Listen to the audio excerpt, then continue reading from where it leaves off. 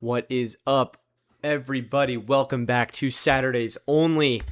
Today we have a massive news announcement. Junior Tuihalamaka is committing to the LSU Tigers, the 6'2", 250-pound edge rusher who recently was playing at the University of Notre Dame, and then he went to the NFL, did the draft process.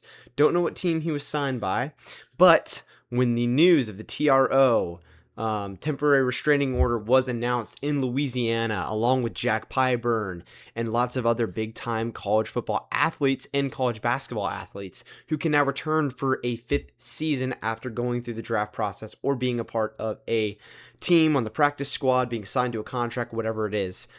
But this is huge for us. Junior Tuihalamaka is a really decent edge rusher.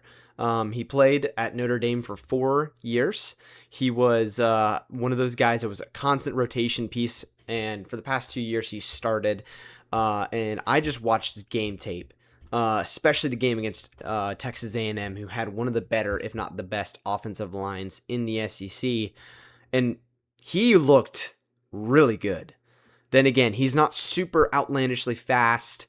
Unlike Prince Wool, unlike Jordan Ross, unlike Jaylen Brown, he's a space eater. Even though he's not super big, multiple times, it'd be Jeremiah Love or Jadarian Price moving up the gut, and he would just come in and just grab him. Or multiple times he would do a really good spin move or find his way in the inside and come in and put a lot of pressure on Marcel Reed. His tape is awesome. His career stats, he has 4 sacks. He had 3 sacks in his junior season, 1 sack in his season last year.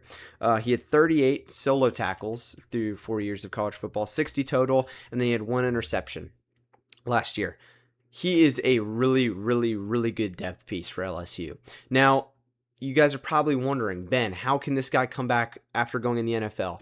My personal stance on this, I don't think that NFL players should be able to return back to college after going through the draft process and everything like that. But my take, I think if you can do it, you do it. I mean, that's just what the college football has become. Trinidad Chambliss, was able to get a 6th year of eligibility. After, I'm not going to say making up a story, he definitely had some sort of sickness, but we don't know if that really impacted his play. But multiple players are just getting, 5th and 6th years, but there's players like Joey Aguilar who got it denied after playing JUCO. So a lot of murky water. But my personal take on this is LSU. I mean, Lane already knows that. So if you didn't know, Lane and the recruiting staff did a whole rundown of every single player that could return for a 5th year. Everybody. And leaving out, of course, the people who just wouldn't. And scouted them. And who did they... Okay, these people, if they return for a 5th year, we're going to go after them. These guys, they're our last option. And this is, huge. Because, obviously, you got to remember, we have a game in 2 weeks. We have a game against Clemson in Death Valley. It's going to be a huge game. And fall camp is just finishing up.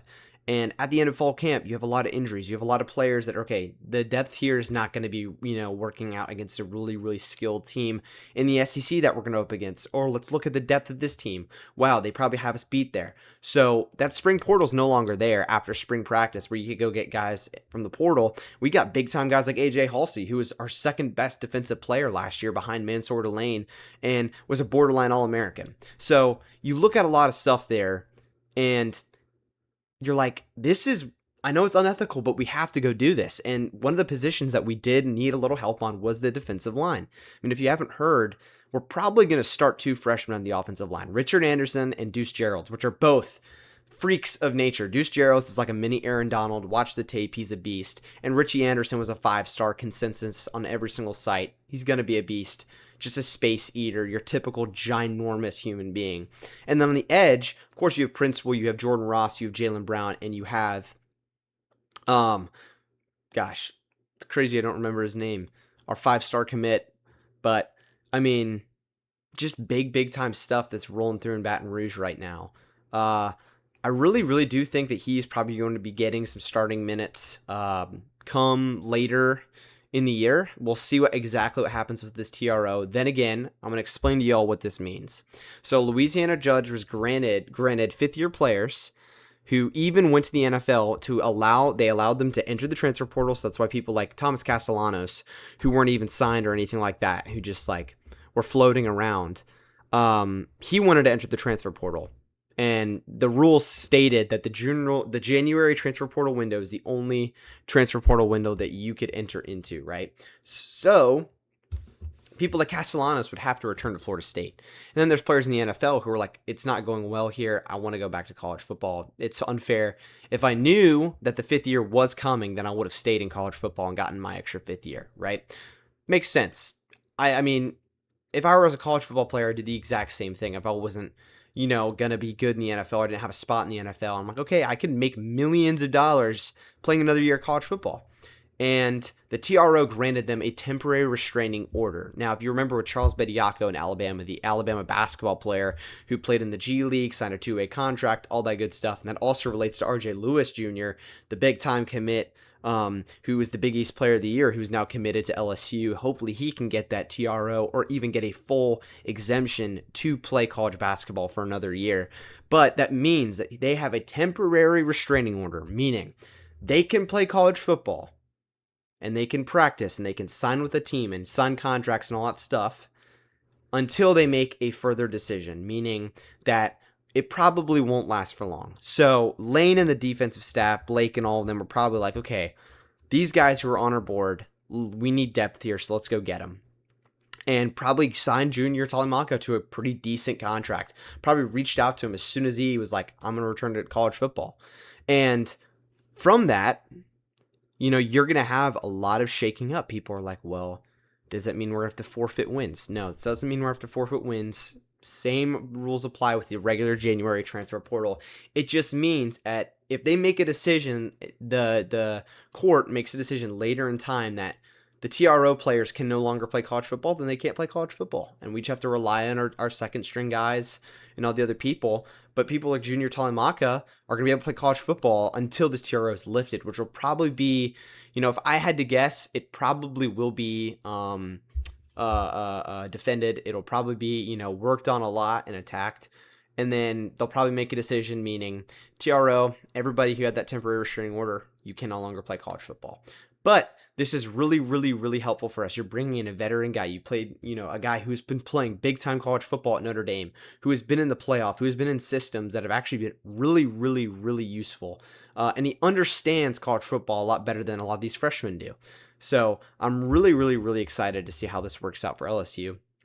Obviously, I don't want to sound like a hypocrite. I don't want to sound like a weirdo. But, if you can do it, do it. Everybody else is doing it. You do it. I know that there's some teams who are like, oh, it hurts their integrity. But if you look at teams who are like, okay, we want integrity, you look at teams like Clemson. What has Clemson done the past 5 years? They haven't really done much. And that's where you have to evolve. You have to evolve with the game and get ready. So, huge commit. We got a great edge rusher out of the transfer portal to come back from the NFL to college football, upgrade that defense, and we might even have some more commits later in the future. We will see. Could have the tight end Daquan Wright from Ole Miss or Xavier Harris, the defensive lineman from Ole Miss. We'll see how that rolls and goes. But thank you guys so much for enjoying today's video. I really, really hope that you guys like this content, like this stuff. Comment any questions, any concerns, anything in the comments. I will answer y'all. Please like and subscribe. It'd be huge.